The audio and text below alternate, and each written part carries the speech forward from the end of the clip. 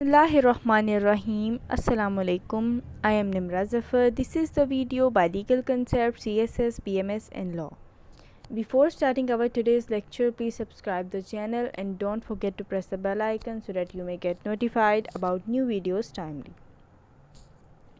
So let's move towards our today's lecture. Our today's lecture is about certain relations resembling those created by contract. Section 68 to section 72 of Contract Act 1872 of Pakistan deals with the certain relations resembling those created by contracts. First of all, we will study the objective of the lecture to know about the certain relations resembling those created by contract. अब हम इस lecture में आज ये पढ़ेंगे कि ऐसे कौन से रिलेशनशिप्स क्रिएट होते हैं पार्टीज़ के दरमियान में जो कि सेम वैसे होते हैं जैसे एक कॉन्ट्रैक्ट में दोनों पार्टीज़ के दरमियान रिलेशन क्रिएट हो जाता है। जब कॉन्ट्रैक्ट करते हैं कोई भी कॉन्ट्रैक्टिंग पार्टीज़ तो उनके दरमियान में एक लीगल रिलेशनशिप क्रिएट हो जाता है। अब हम इस लेक्चर में पढ़ेंगे कि ऐसे कौन से दूसरे रिलेशनशिप्स हैं जो कि सेम वैसे ही होते हैं, रिजेंबल करते हैं, मिलते जुलते होते हैं, सेम उसी तरह जैसे कॉन्ट्रैक्ट में होता है। Claim for necessaries apply to person incapable of contracting और ऑन हिज अकाउंट, सेक्शन 68 इससे डील करता है। अब हम पढ़ेंगे कि इसमें क्या बात है कि if a person incapable of entering into a contract or anyone whom he is legally bound to support is supplied by another person with the necessities suited to his condition in life, the person who has furnished such supplies is entitled to be reimbursed from the property of such incapable person. इसमें first line देखते हैं हम कि ऐसा person, if a person, अगर कोई person ऐसा है incapable of entering into a contract, जो कि कॉन्ट्रैक्ट में एंटर नहीं हो सकता, इनकेपेबल है, उसकी इतनी कैपेसिटी नहीं है, या फिर वो पागल है, या फिर वो मेजर नहीं है, माइनर है, 18 साल से कम उम्र का है, या ऐसा कोई भी मामला होता है जिसमें वो एक कॉन्ट्रैक्ट में एंटर होने के काबिल नहीं होता, या वो इनकेपेबल होता है कॉन्ट्रैक्ट करने के लिए। और anyone whom he is legally bound to support, और उससे रिलेटेड जुड़े हुए कुछ ऐसे लोग होते हैं जिनको उन्होंने सपोर्ट करना होता है। जैसे कि एक आदमी है, उसने अपनी फैमिली को सपोर्ट करना है, तो यहाँ पे वो लीगली बाउंड है उनको सपोर्ट करने के लिए। Is supplied by another person with necessary suited to his condition in life. अब वो कॉन्ट्रैक्ट में एंटर होने के काबिल नहीं है, लेकिन अब जिन बंदों को उसने सपोर्ट करना है उसकी जगह पे कोई और उन्हें सपोर्ट कर रहा है और नेसेसरीज प्रोवाइड कर रहा है। The person who has furnished such supplies is entitled to be reimbursed from the property of such incapable person. अब इस केस में क्या होगा, जब आपकी ज़िम्मेदारी कोई और बंदा उठा रहा है, अब मैं हूँ, मैंने अपनी फैमिली को सपोर्ट करना है, मेरी जगह पे कोई और बंदा मेरी फैमिली को सपोर्ट कर रहा है, तो फिर वो एंटाइटल होगा कि उसे मेरी प्रॉपर्टी में से राइम्बर्समेंट दी जाए। मतलब वो मेरी प्रॉपर्टी में से जितना उसने मेरी फैमिली के लिए किया है उस चीज़ का हकदार होगा। Claim for necessary supply to person incapable of contracting or on his account.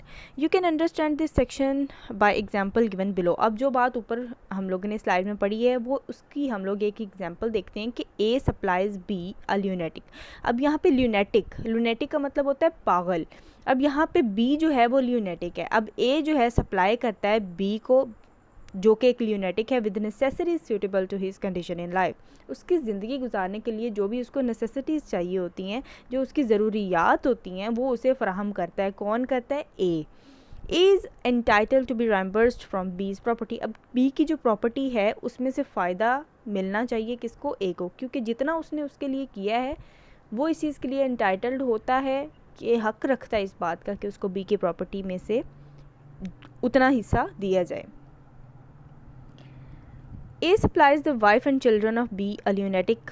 अब ये वही एग्जांपल है कि ए जो है, जो बी पर्सन है, ल्यूनेटिक है, उसके वाइफ और चिल्ड्रन को नेसेसरीज प्रोवाइड करता है जो कि उनकी ज़िंदगी गुजारने के लिए ज़रूरी हैं, जो उनकी लाइफ के लिए सूटेबल है। अब A is entitle to reimburse from B's property, तो सेम केस में वही होगा कि वो बी की प्रॉपर्टी में से उतने का हकदार हो जाएगा।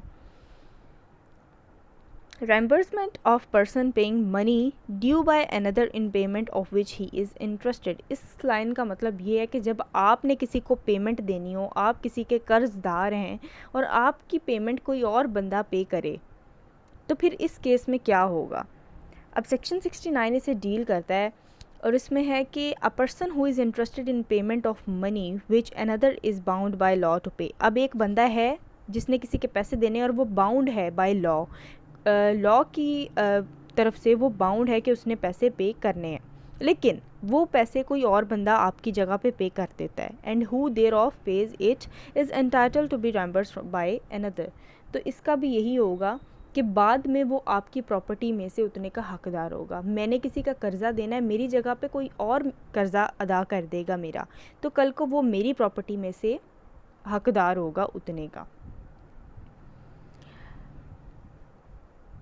बी होल्ड्स, इसमें एक एग्जांपल देखते हैं। B holds land in Lahore on lease granted by A, ज़िम्मेदार। यहाँ पे जो ए है वो एक ज़िम्मेदार है और बी ने ए से ज़मीन ली है लीज़ पे उसने ली है। The revenue payable by A to the government being in arrear, his land is advertised for sale by government. अब यहाँ पे जो ज़िम्मेदार है उसने गवर्नमेंट को कुछ पे करना था, रेवेन्यू जो पेएबल बाय ए है, लेकिन वो नहीं कर पा रहा। तो यहाँ पे क्या होगा कि गवर्नमेंट उसकी ज़मीन को बेचने के लिए कह देती है, उसकी ज़मीन को बिकवाने का कह देती है। तो नेक्स्ट यहाँ पे क्या होगा, under the revenue law the consequence of such sale will be annulment of B's land, B to prevent the sale and the consequent annulment of his own lease pay to the government the sum of due from A। अब यहाँ पे पैसे तो ए ने देने हैं, जो ज़िम्मेदार है उसने पैसे देने हैं गवर्नमेंट को। अब यहाँ पे क्या होगा, बी ने उससे लीज़ पे ली हुई थी वही ज़मीन, और वही ज़मीन जब गवर्नमेंट बेचने की बात कर रही है तो यहाँ पे बी को लॉस होगा। अब उसने लॉस से बचने के लिए ए का जो गवर्नमेंट को उसने रेवेन्यू पे करना था वो ए ने बी ने पे कर दिया, जिसने लीज़ पे ज़मीन ली थी, ए की जगह पे उसने पे कर दिया। अब यहाँ पे A is bound to make good to B the amount so paid. अब यहाँ पे बाद में जो ज़िम्मेदार है उसका काम ये बनता है, वो यहाँ पे बाउंड होगा कि वो बी को उतनी अमाउंट पे करे जो उसने गवर्नमेंट को पे की है। Obligation of a person enjoying benefit of non gratuitous act, section 70 इसे डील करता है। When a person lawfully does anything for another person or delivers anything to him, not intending to do so gratuitously, and such other person enjoys the benefit thereof, the latter is bound to make compensation to the former in respect of or to restore the thing so done or delivered। इसमें अब ये बात बताई हुई है उन्होंने कि जब एक काम लॉफुली हो रहा होता है, जैसे हम किसी चीज़ के लिए कोई चीज़ हम लोग ऑर्डर करते हैं तो वो लॉफुल काम है, एक वो हमारे घर में डिलीवरी की जाती है उस चीज़ की और हम उसके लिए पे करना होता है, हम बाउंड होते हैं कि हम उस चीज़ के लिए पे करें, क्योंकि वो हमारे साथ वो इखलाकी तौर पे ये एज अ गिफ्ट हमें वो चीज़ नहीं दे रहे होते, वो अपना बिज़नेस कर रहे होते हैं हमारे साथ, ये हम लोगों ने उनको उसके बदले में कंसिडरेशन देनी होती है। लेकिन यहाँ पर अगर कोई पार्टी या कोई बंदा किसी दूसरे बंदे को ये शो करवा रहा हो कि वो इखलाकी तौर पे उसका वो काम कर रहा है, या उसको मतलब ये उस अगले बंदे को ये शो ना करवा रहा हो कि मैं इसके बदले में तुमसे पैसे लूँगा, तो ऐसे काम के नेक्स्ट पार्टी जो है वो बाउंड नहीं होती कि वो उसको पे करे या रीस्टोर करे। लेकिन अगर वो काम लॉफुली हो रहा है, मतलब उसमें कोई इखलाकी तौर पे काम नहीं हो रहा, उसकी आप लोगों को पे करनी पड़ेगी, या अगर आप उसके लिए पे नहीं कर रहे तो आपको वो चीज़ वापस करनी पड़ेगी। इसमें एक एग्जांपल देखते हैं कि अ ट्रेड्समैन, ए जो है वो एक ताजिर है, लीव गुड्स एट बीज हाउस बाय मिस्टेक, वो बी के घर पे बाय मिस्टेक कोई चीज़ छोड़ देता है। B treat the good as his own, अब बी के घर पे वो चीज़ बाय मिस्टेक आ गई है तो वो उसको ओन कर लेता है, अपने पास रख लेता है। तो यहाँ पे ही इज़ बाउंड टू पे ए फॉर देम। तो यहाँ पे अगर उसने चीज़ अपने पास ओन कर ली है, उसे यूज़ भी कर रहा है, अपने पास रख ली है, जबकि उसे पता है कि वो चीज़ किसी और की और बाय मिस्टेक उसके घर पे आई है, तो उसको उसके लिए जो ट्रेडमैन है उसको पे करना पड़ेगा। ए सेव्स बीज प्रॉपर्टी फ्रॉम फायर, ए ने बी की जो प्रॉपर्टी है उस आग से बचाया। A is not entitled to compensation from B. अब यहाँ पे ए जो है वो कंपनसेशन लेने के लिए या पैसे किसी किस्म के लेने के लिए एंटाइटल नहीं है। If the circumstances show that he intended to act ग्रेचुइटसली।